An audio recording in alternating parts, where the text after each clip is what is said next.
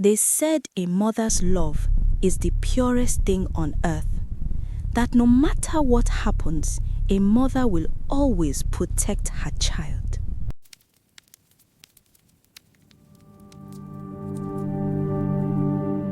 But tonight, in a house where everything was meant to be equal, where 2 wives were treated fairly and 2 children were raised without favoritism, something inside her broke.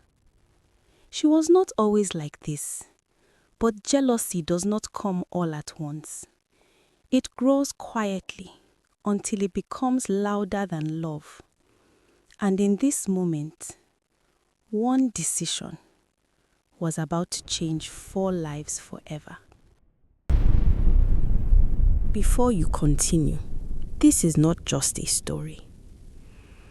It is a lesson hidden inside jealousy, pain, and truth. Watch till the end, because what happens next will shock you. And if you love powerful stories like this, subscribe, like, and drop a comment. 2 weeks earlier, the Johnson household looked like the perfect definition of balance from the outside. Adewale Johnson made sure of it. A wealthy, disciplined businessman, he believed fairness was the foundation of peace. Both wives lived under the same roof in his large modern home in Ibadan, and everything was shared equally. Expenses, attention, responsibilities, even affection toward the children. Nothing was supposed to feel like competition. But peace in a house like that is always fragile. Every morning started the same way. Adewale would sit at the dining table, reviewing his phone while breakfast was served. Bisi, the first wife, always carried herself calmly, placing food without complaint. Ronke, the second wife, moved with less patience, her eyes always watching, always measuring. The children came down shortly after. Tolu, the first son, walked in with quiet confidence. He was the kind of boy teachers talked about with pride. Straight A student, always top of his class, always representing his school in competitions. He greeted his father respectfully. "Good morning, Dad." Adewale smiled slightly. "My boy, I saw your results again. You are making me proud." Toluwani nodded humbly. "Thank you, sir. I'll do better next time." Ronke watched that moment carefully, too carefully. Then came Korede. He walked a bit slower, carrying a small sketchbook under his arm. He looked less polished than his brother, but carried something softer, quieter. He greeted everyone politely. "Good morning." Adewale looked at him too. "Korede, what are you working on these days?" Korede hesitated, then opened his sketchbook. Inside were drawings, realistic portraits of people in the house, drawn with emotional detail. "I've been practicing faces. I want to improve more." Adewale nodded. "Good. Keep developing it." But Ronke's eyes did not stay on praise. They stayed on comparison. Because in her mind, praise was never equal. It always leaned toward Tolu. After breakfast, life split into routines. Tolu went to school early for lectures at the university. Korede also attended the same institution but studied fine arts. Their paths were different, yet their names always ended up in the same conversations outside. "Your son is number 1 again," a neighbor once told Adewale. Adewale would smile proudly. "He works hard." Ronke would hear it too, and she would say nothing. But silence has a way of storing poison.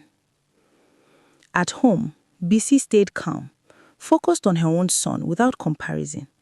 She never competed, she never boasted. That alone made her feel like she was always standing behind something she could not catch. One evening, the family gathered in the living room after dinner. The television played quietly in the background, but attention was elsewhere. Tolu had just returned from school with another recognition certificate. His lecturer had recommended him for an academic award. Adewale held the paper proudly.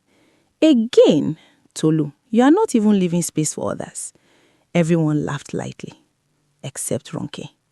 She forced a smile, but her eyes drifted toward Korede, sitting on the other side of the room. Korede noticed nothing. He was sketching again, unaware of the weight building in the air. "Let me see," Adewale said, turning to him. "What are you drawing this time?" Korede lifted his sketchbook. It was a portrait of Tolu. It was detailed, emotional, almost lifelike. Tolu smiled. "You drew me?" Korede nodded. "You inspire me." A small silence followed that statement. Adewale chuckled softly. "This boy, even your brother is your muse." But Ronke did not smile this time. Her chest tightened slightly. Something about that drawing felt heavier than it should have. That night, when the house grew quiet, Ronke stood alone in the kitchen. She stared at the sink for a long time without moving. BC entered quietly. "Are you okay?" Ronke quickly adjusted her expression. "I'm fine." But BC did not leave immediately. She looked at her carefully. "If something is bothering you, you can talk to me." Ronke gave a short laugh. "Talk to you about what exactly?" BC remained calm. "About anything. We're in the same house." Ronke turned away. "We are not the same." That sentence hung in the air. BC did not argue. She simply walked away. And that silence stayed with Ronke longer than expected. The next day at the university, the contrast between the two boys became more visible. Tolu stood in front of a small audience presenting a research project. His voice was clear, confident, structured. Professors nodded as he spoke. Korede sat in another section of campus, sketching students as they walked by. One of his lecturers paused behind him. "You see this?" the lecturer said to another staff member. "This boy doesn't just draw, he captures emotion." Korede smiled softly. "I just see people differently." But as he said it, he looked across the courtyard and saw Tolu surrounded by praise again. He didn't envy his brother, but he felt the distance between them in ways he could not explain. That evening, Ronke overheard a conversation outside the gate. Two women were talking. "That first son of Adewale is something else. That boy will go far." "And the second one?" The artist one. He's good too, but not like his brother." Ronke froze. She did not step out. She just listened. And something inside her shifted. That night, when the house grew quiet, Ronke stood alone in her room long after everyone had slept. Her husband's fairness, BC's calmness, Tolu's brilliance, Korede's quiet nature, all of it began to blend into something she could no longer separate from her own emotions. She looked at her son's empty plate from dinner earlier. Then she whispered to herself, almost silently, "Why is it always him?" And for the first time, the question did not fade away. It stayed, like something waiting to grow.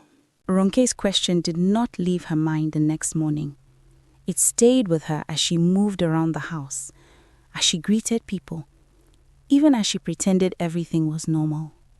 But inside, something had already started shifting.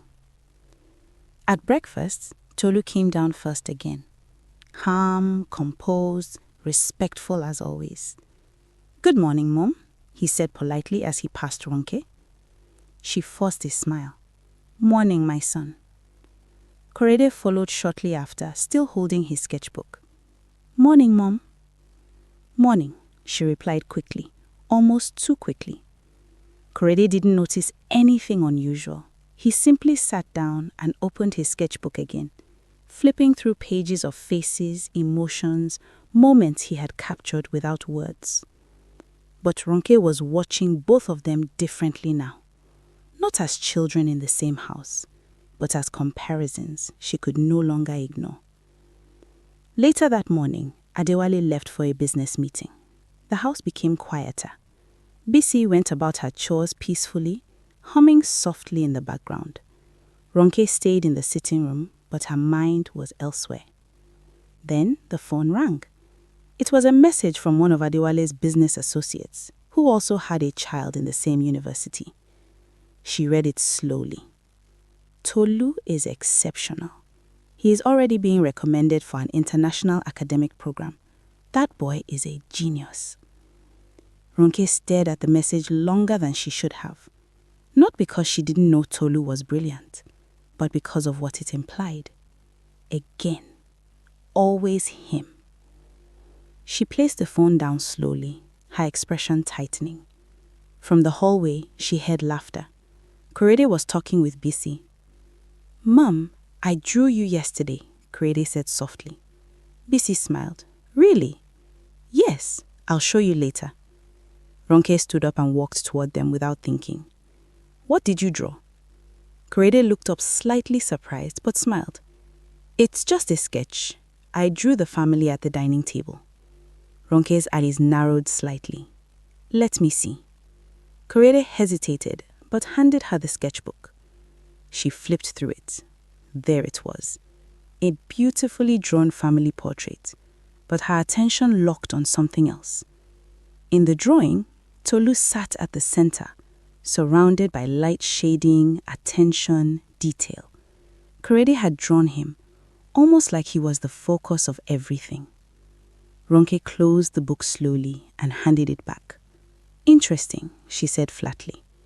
Korede smiled, unaware of the weight behind her tone.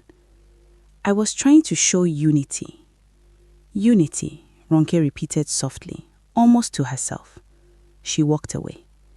Bisi watched her leave, then looked at Korede. "Don't mind her," Bisi said gently. "She's just quiet today."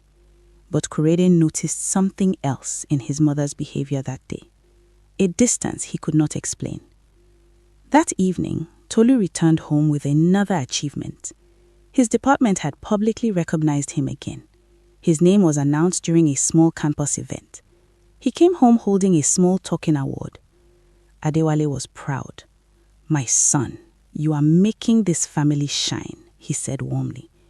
Ronke sat nearby listening quietly. Tolu looked at his father respectfully. "I'm just trying my best." Adewale nodded. "And your best is already enough to put you ahead of many." Those words should have sounded like encouragement, but for Ronke, they sounded like something else entirely. Korede walked in later that evening. He looked tired, carrying a canvas board this time. "I finished something today," he said softly. Adewale turned. "Let's see." Korede opened it carefully. It was a painting of Tolu, but not just a normal painting. It showed him standing under light, surrounded by blurred figures, almost like he was destined for something greater. Adewale studied it for a moment. "This is very good, Korede. Very deep." Korede smiled slightly. "I see him like that sometimes." Tolu laughed lightly. "You make me look like a movie star." Everyone chuckled, except Ronke. She stood up quietly and walked toward the kitchen without saying anything. Inside the kitchen, she stood still for a long time. The sound of laughter in the sitting room continued faintly behind her. Bisi eventually entered. "You left suddenly. Is everything okay?" Ronke didn't turn. "Yes." Bisi stepped closer. "You've been different lately." Ronke finally turned, her voice low. "Different how?" "You are quiet, but it feels heavy." Ronke gave a small, cold smile. "Maybe I'm just tired of watching the same thing every day." Bisi frowned slightly. "What thing?" Ronke didn't answer immediately. Instead, she looked past her. The same child being praised, the same child being noticed, the same pattern. Bisi sighed softly. "You are talking about Tolu?" Ronke's silence confirmed it. Bisi shook her head gently. "They are both gifted in their own ways." Ronke's voice sharpened slightly.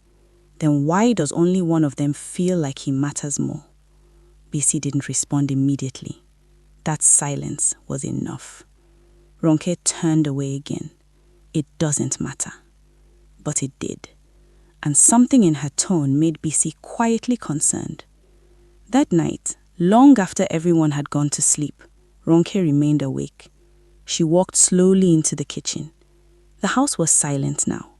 She opened the refrigerator, stood there for a moment, then closed it again without taking anything. Instead, she whispered to herself, "I've tried to ignore it, but it keeps growing louder." She leaned on the counter, eyes distant. "I just want it to stop." And in that silence, her mind began forming thoughts she would later regret. Not actions yet, but thoughts. Dangerous ones. And once they take root, they rarely stay as thoughts for long. The next morning, Korede woke up earlier than usual. He had a small sketch he wanted to finish before school. It was something personal, something he had been working on quietly for days. A portrait of his mother, smiling. He wanted to give it to her that evening. He didn't know why, but he wanted to make her happy. And that simple intention was moving closer to something neither of them could see coming. That morning felt normal in the Johnson household, but normal was only on the surface. Korede woke up earlier than usual, holding his sketchbook tightly. He had not slept well. Something in his spirit felt uneasy, but he couldn't explain it. Still, he pushed it aside. Today, he wanted to finish something important. A portrait of his mother. He smiled softly to himself as he added final touches to the drawing. In it, Ronke was smiling gently, peaceful, the way he remembered her in better moments. He stared at it for a while, then nodded. "I hope she likes it," he whispered. Downstairs, the house was already awake. Tolu was preparing for another busy academic day. He moved with quiet confidence, reviewing notes on his phone while eating lightly.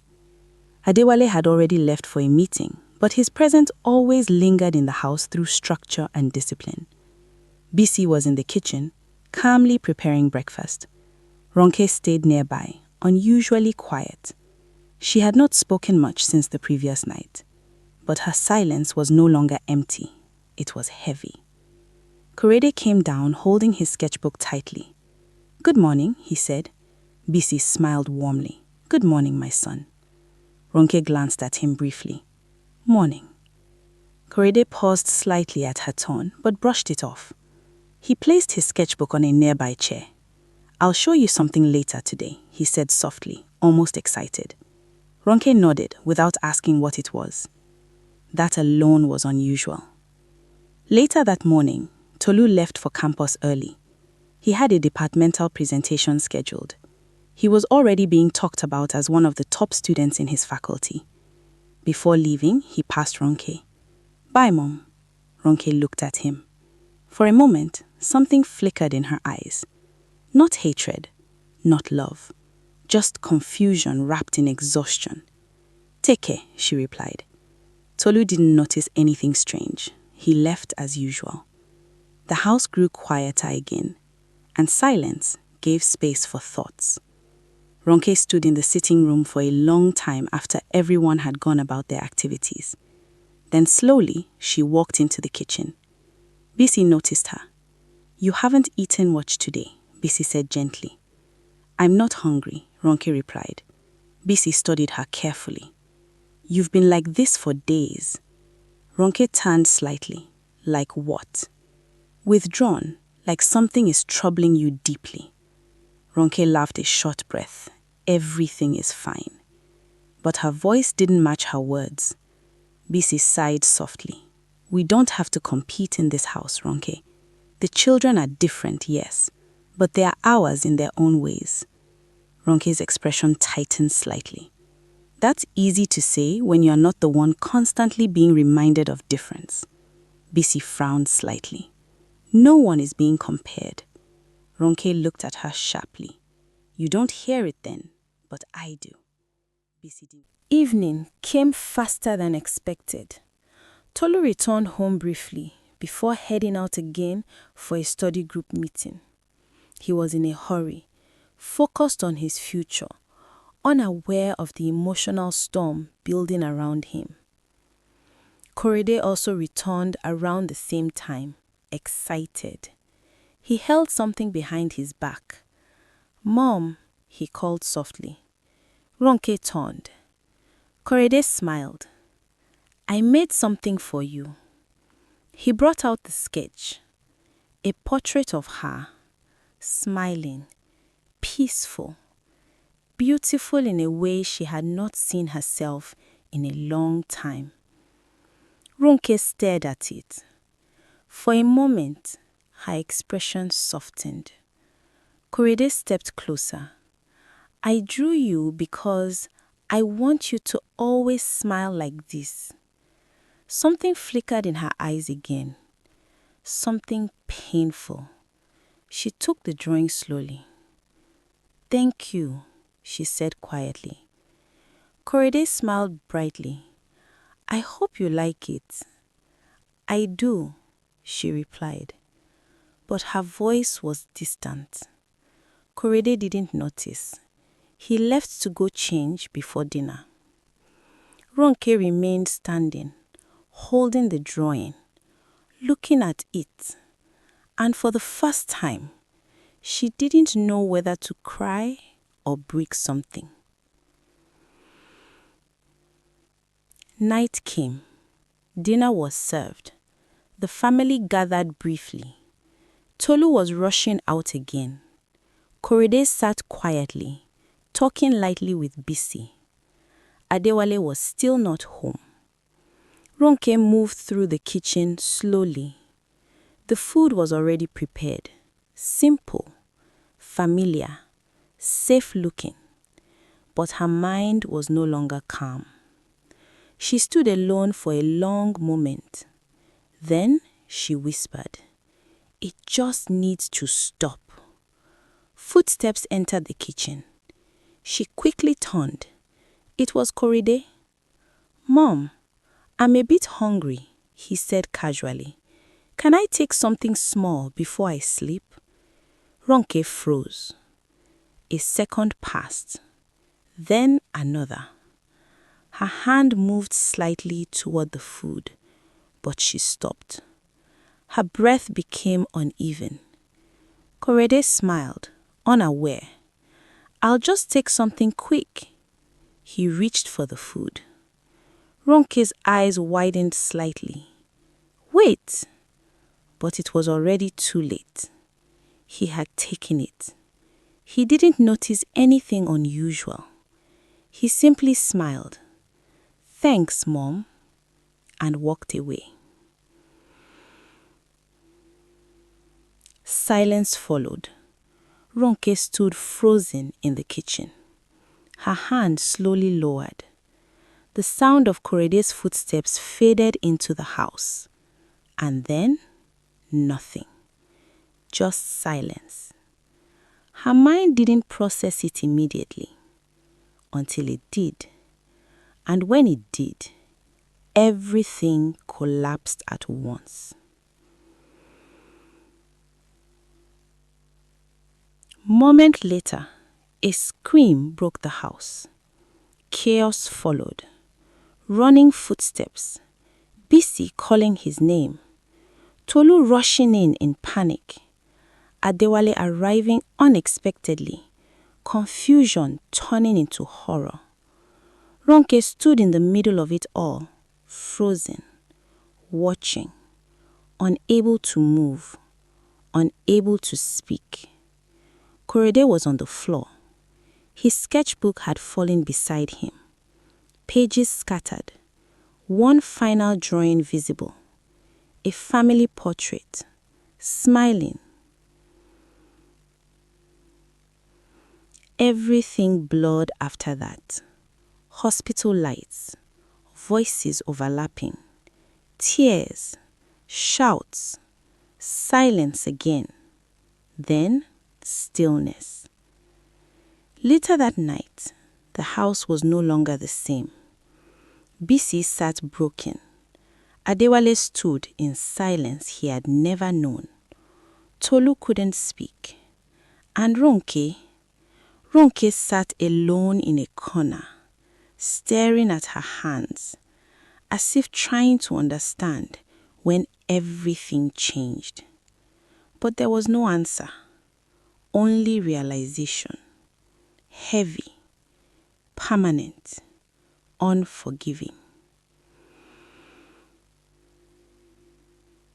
The next morning, Koride's sketchbook was placed on the table. Adewale opened it slowly. Page after page of drawings, family, love, smiles, and at the very last page, a drawing of Ronke smiling. The caption beneath it read, "I just want her to be happy."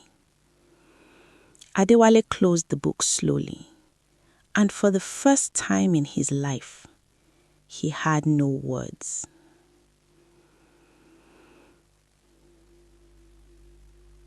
This is what jealousy can do when grown unchecked. It doesn't destroy enemies. It destroys what you love most. If this story touched you, don't forget to like, comment, and subscribe for more emotional stories like this. And tell us in the comments, what would you have done differently?